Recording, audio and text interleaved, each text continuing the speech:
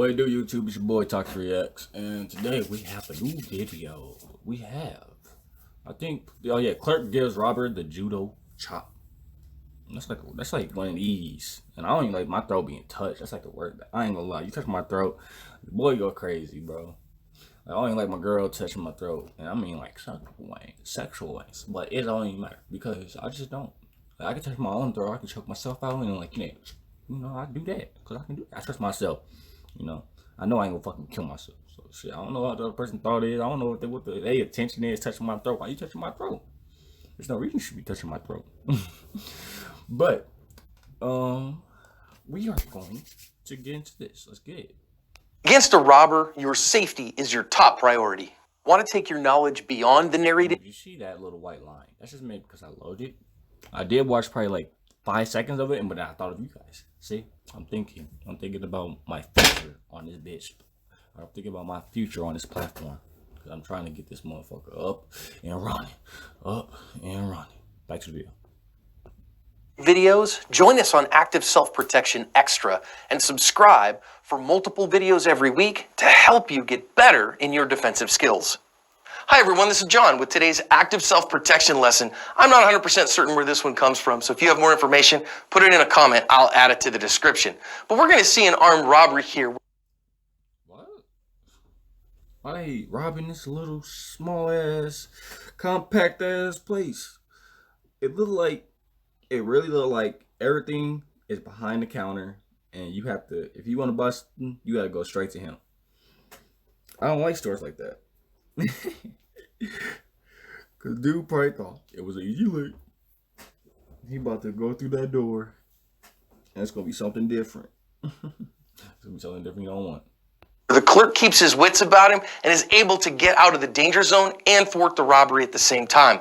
We're going to learn important lessons here about using your opportunity and waiting for that opportunity, about the importance of deflection and why it's the first part of the 5Ds plus 1, and why sometimes the best answer is simply your run foo. Clerk's just working in the store here. When this guy comes in, you're going to see in just a sec, he's actually got his face covered. And the reason is he's got a gun, and he's going to pull it out on the clerk here. He's going to kind of feign for a second about getting into the register. And when he's ready, and when he thinks the guy's not looking at him, he's going to hit him with the old backhand there and then run into the back. Now, our robber's going to run out, and our clerk's actually going to run out after him and go seeking him. So that's where this one ends, friends. And that is how fast it goes down.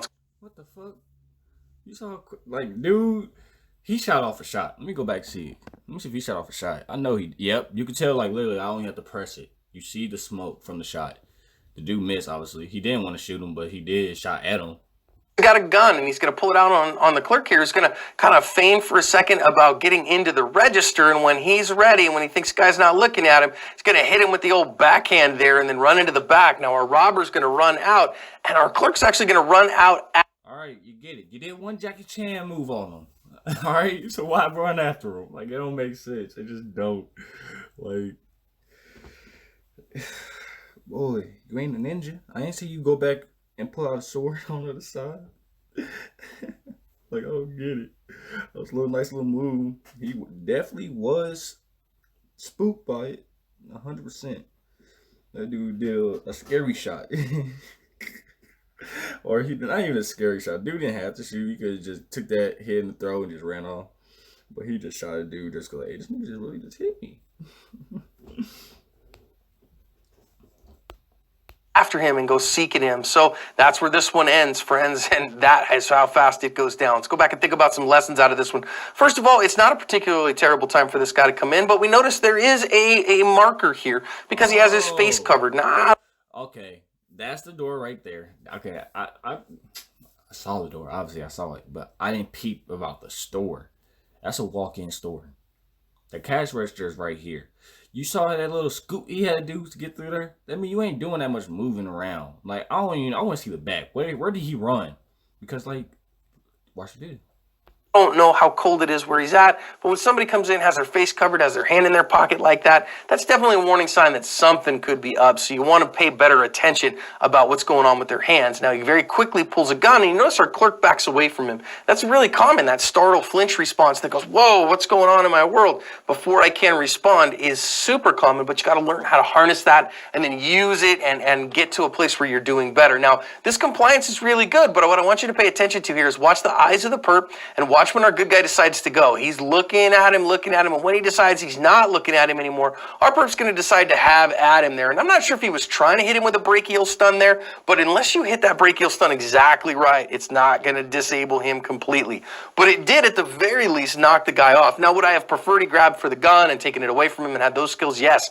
But it was effective here because it knocked the guy off him, got him out of time so that our clerk could get away from him and get out of the area. Where did he go? Like, how much room is back there? Like, what the fuck? You talking about run, food, run where? Yeah, that was really wise.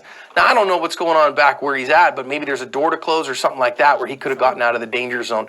And now is our... I really hope there's a back door, because ain't no way in hell they're going to make a fucking gas station with no backdoor entrance when there's a register right there. Okay, you can't make a one in, one out, a one way out. It don't work that way. It's not a safety. It's a safety hazard. You only have one door in the building. We have a register in the building. That's stupid. Every building, you should know there's a back door. There's gonna always be a back door. Why he didn't go out that back door? Why he start chasing? I don't know. Maybe he got that thing and he just put it under so the camera won't see. I don't know. Clerk's running in. Oh, okay, fine, but I can't tell you enough. Don't run out into the public where that guy could do you more harm. Lock the door, get the cops there and all that stuff. So some interesting lessons here about transitional spaces, about making sure that you take your opportunity, knowing what your opportunity is, and then not pursuing fleeing threats.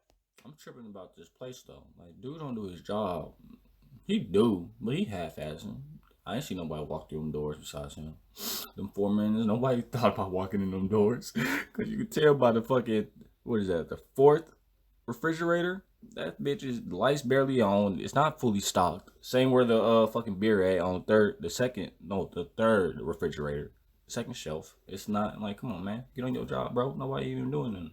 You're not doing nothing. You just walked, somebody just walked in and tried to rob you and that's it. That probably was the end of your day.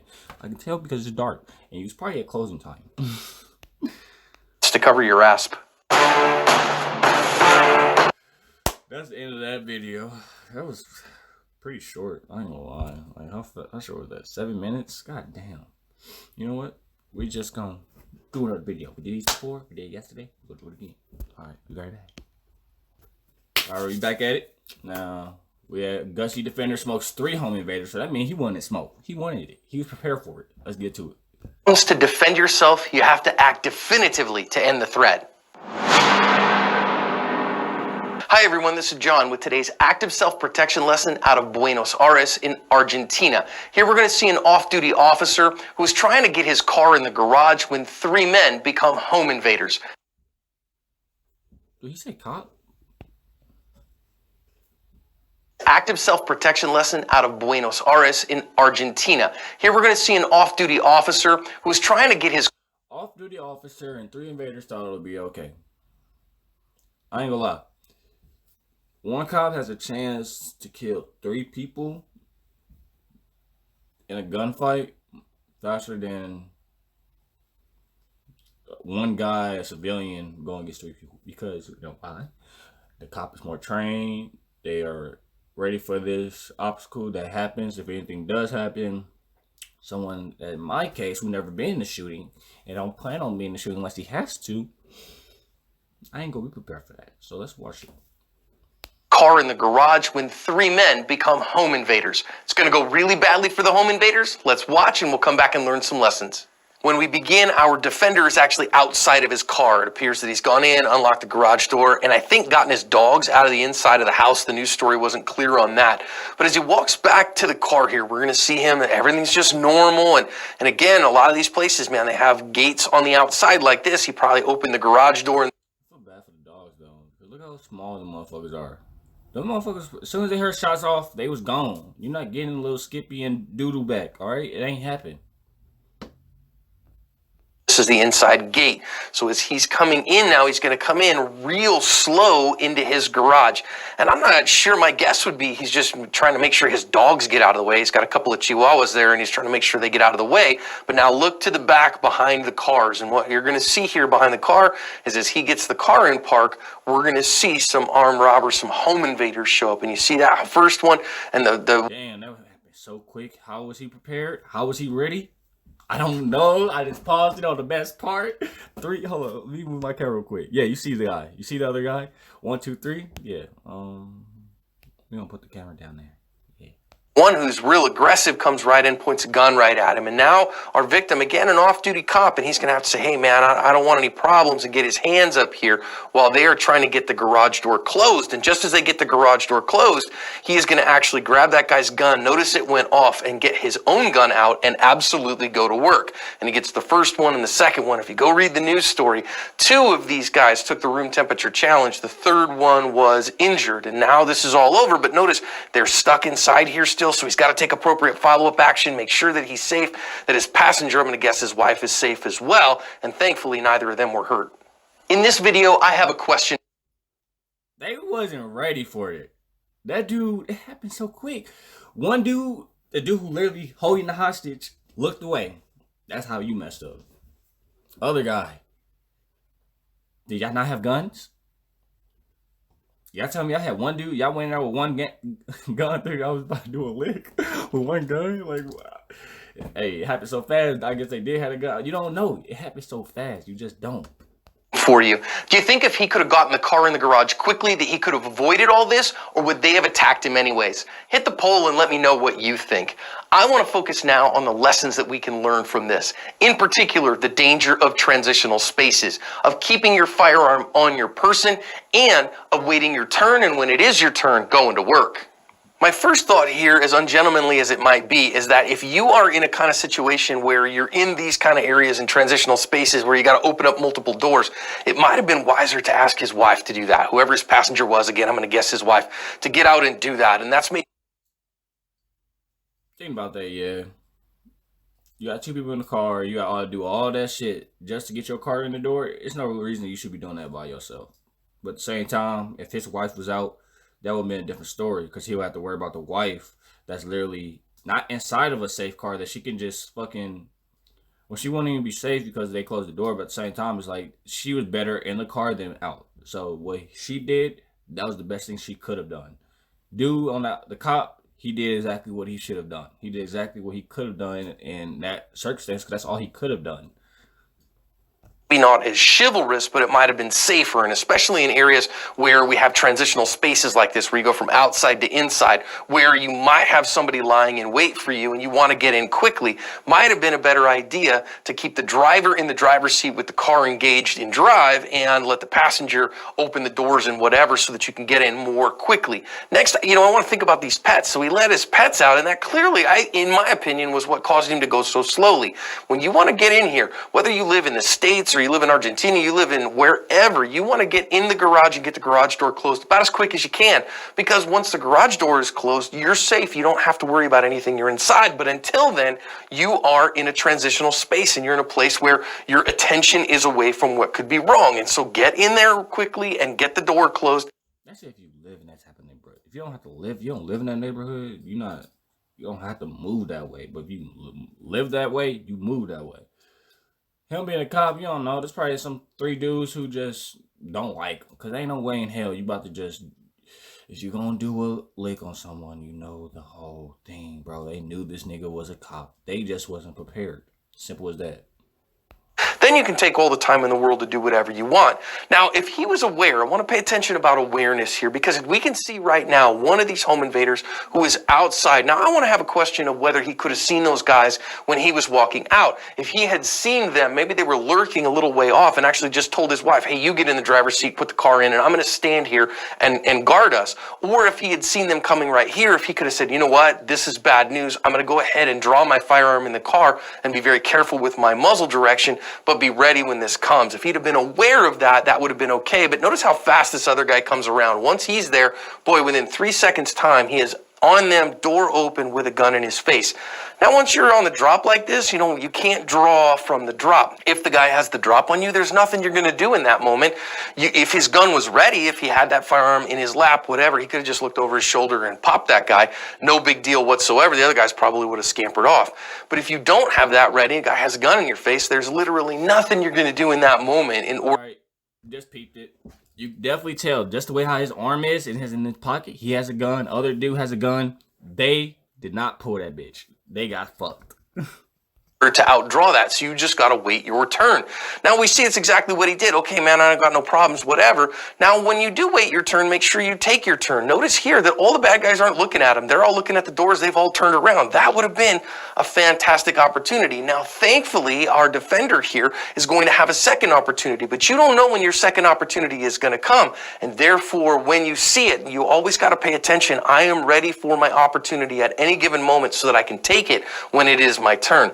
Now, as they come back and are threatening him with the gun, I want to pay attention to the fact that they have everything closed here, but notice that our bad guy has got, the gun stuck out in front of him. And I know people who say, well, that never happens in real life. Well, we see it actually on camera all the time. But now he is stuck inside here and he has to utilize his turn. Now, watch what he's going to do here. He's going to reach out and he's going to choose his opportunity to grab the muzzle of the gun. Now, this is not your typical 5Ds plus 1 because he's not unarmed. Our defender is armed himself, so he deflects so that when the gun goes off like it did there, you can see that it doesn't get him, it doesn't hurt him. And then he dominates that tool, but only long enough to get his gun out and in the fight. Two things about that. Number one, know how to deflect and dominate with one hand while you draw with the other. Number two, you absolutely need to be able to draw your firearm one hand.